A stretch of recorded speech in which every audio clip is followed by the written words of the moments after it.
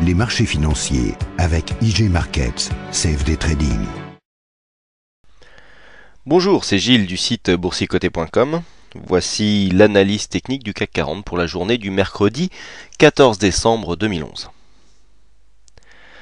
Avec aujourd'hui une grosse séance de baisse, puisqu'après une ouverture ici donc sous la barre des 3060, puisque nous avons ouvert à 3057,43, donc sur un gap baissier. Nous avons marqué un plus haut à 3072,95, un plus bas à 2976,17, qui a été le plus bas du jour.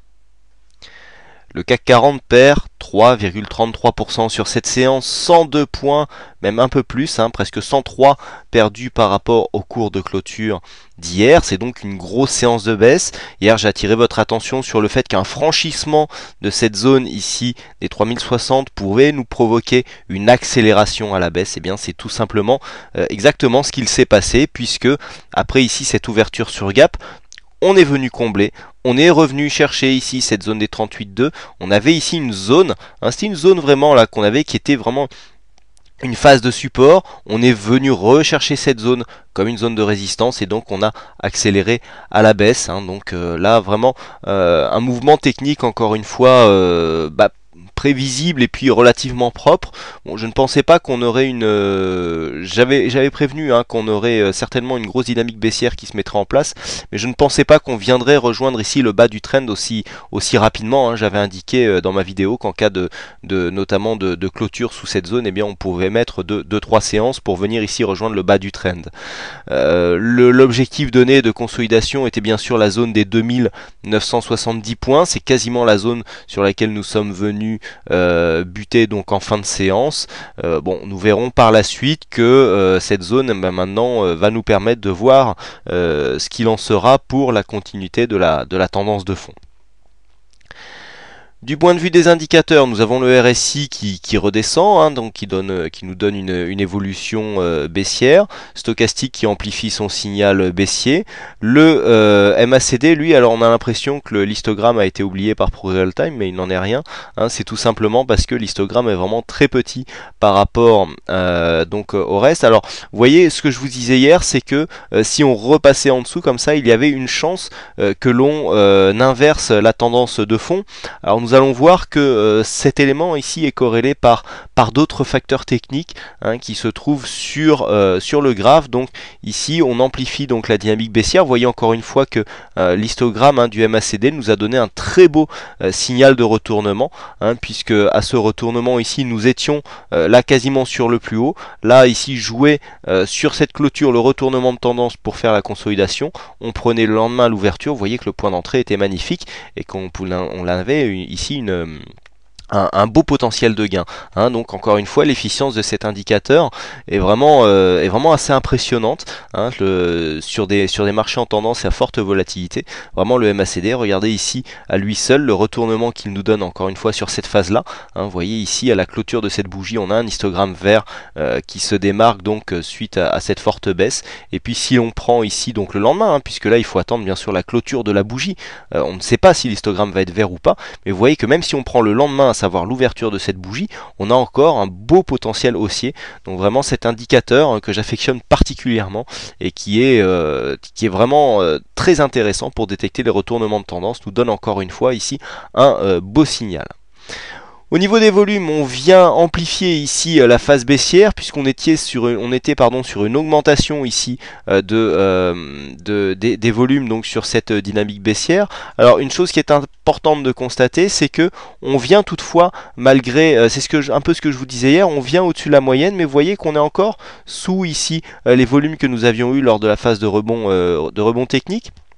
On a quand même l'impression que cette phase ici baissière, avec des volumes tout juste supérieurs à la moyenne, s'est faite avec une telle amplitude, plus due au fait que nous avons un manque d'acheteurs sur le marché, que vraiment au nombre de vendeurs, puisqu'on nous avons ici des des volumes à peine supérieurs à la moyenne, et donc le fait d'avoir une telle amplitude sur une séance où nous avons donc des volumes moyens, eh bien nous indique que il y avait beaucoup de vendeurs, mais pour trouver les acheteurs, il fallait descendre beaucoup plus bas. Je rappelle que pour une transaction, il faut toujours un vendeur pour un acheteur, donc si les acheteurs sont moins nombreux, eh bien il faut aller les chercher plus loin. C'est exactement ce qui s'est passé aujourd'hui, puisque les marchés, vous voyez, par rapport à d'autres séances que nous avions eu, où nous avions ici des forts volumes sur cette séance baissière qui avait quasiment la même amplitude, et bien là on a beaucoup moins d'acheteurs en face de nous, ce qui fait que pour vendre les titres, il faut aller chercher les acheteurs beaucoup plus bas. Donc c'est exactement ce qui s'est passé aujourd'hui, volatilité donc en légère hausse. Alors comment voilà. Là, d'un point de vue chartiste, bon, d'un point de vue de la loi de dos, on a toujours des plus hauts et des plus bas de plus en plus bas, donc on est toujours sur une dynamique baissière. On est resté bien sagement sous la résistance baissière ici qui marque la frontière qu'il ne faut pas casser pour repasser en phase haussière. On vient sortir légèrement par le bas du trend, mais bon, ce n'est pas très grave, puisque en général, sur une phase baissière ici, c'est surtout la résistance qui est importante. Donc là, pour l'instant, on vient ici, on va buter sur le 61,8 qui correspond approximativement à un support intermédiaire ici que nous avons à 2970 points. Nous avons un Fibo qui se trouve ici à 2965. Donc maintenant, c'est cette zone technique ici qui est intéressante, puisque nous avons ici donc le Fibo, donc le retracement de la précédente phase ici de hausse qui a cassé les 50%. Donc c'est une zone de retournement ici très utilisée, qui pourrait voir apparaître un petit rebond technique, pourquoi pas, mais aussi un retournement de la tendance de fond. Il faudrait qu'il se passe des choses dans la nuit. Quoi qu'il en soit, la dynamique est vraiment très forte au niveau ici de l'accélération, donc pourquoi pas ici un petit retour pour jouer le pullback, mais bon, pour l'instant là la dynamique pourrait nous faire casser cette zone. Alors si on cassait ici cette zone des 2965, on aurait une invalidation de cette première phase ici haussière, et donc avec une probabilité accrue de revenir sur les plus bas que nous avions eu ici, donc à 2793 de mémoire. Alors attendez, voilà, plus bas 2793,22, voilà. Donc si on cassait, ne serait-ce que même avec une ombre basse, eh bien on aurait une probabilité accrue de redescendre ici sur ces précédents plus bas. Donc attention, le fait que l'on se retourne dans les 50 et 61, entre les 50 et 61,8 conforte la tendance qui a été ici impulsée par cette dynamique haussière. Mais si on vient ici dépasser cette zone, eh bien tout simplement on revient, et donc ça sera un coup pour rien, c'est-à-dire on aura une montée, une descente, et donc un partout, la balle au centre, les haussiers et les baissiers se retrouveront au même niveau. Donc pour l'instant nous n'en sommes pas là, le 61,8 n'est pas enfoncé, on est dans une zone de possible consolidation. Le problème c'est que nous n'avons aucun signal, enfin de retournement pardon, mais le problème c'est que nous n'avons aucun signal d'un possible retournement.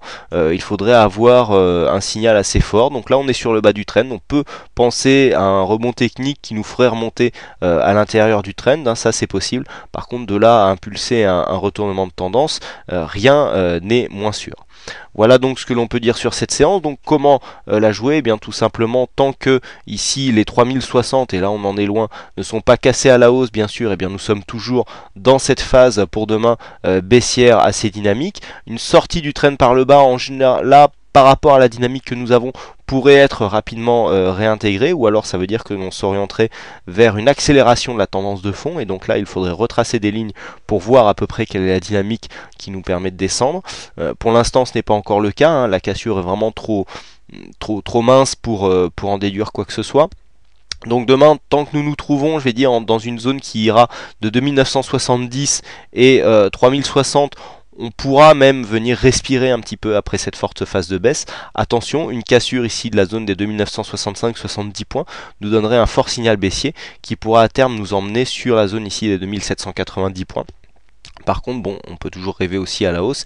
Une cassure éventuelle de la zone des 3060 à la hausse, eh bien, nous donnerait une possibilité de retournement, mais là, on dirait plutôt sur 2 séances. On attendra jeudi, vendredi pour voir si un retour est possible. On n'est jamais à l'abri d'une décision politique face à l'urgence de la situation.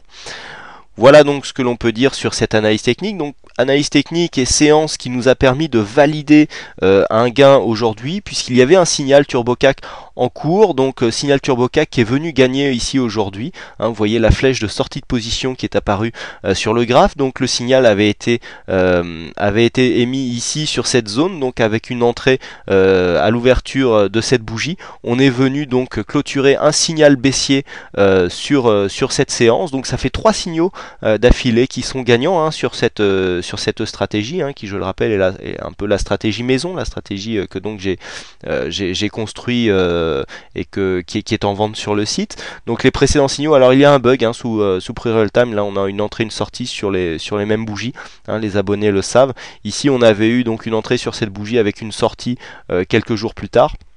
Là ici on avait une entrée sur cette bougie avec une sortie baissière encore une fois sur une phase d'accélération, et donc là un peu pareil, ici une entrée après une belle montée dynamique avec une sortie ici, et donc on vient valider un signal baissier. Donc ça fait 3 signaux validés d'affilée.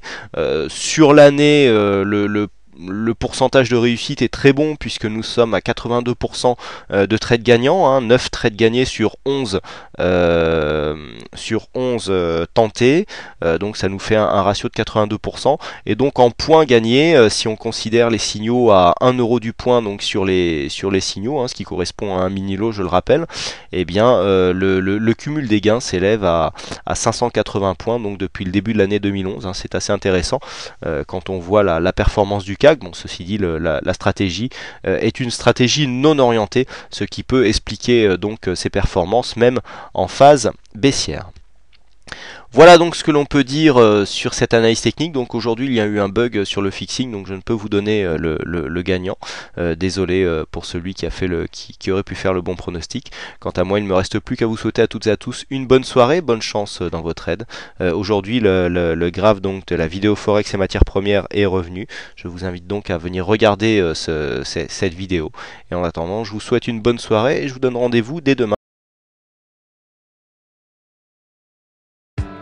Les marchés financiers avec IG Markets, CFD Trading.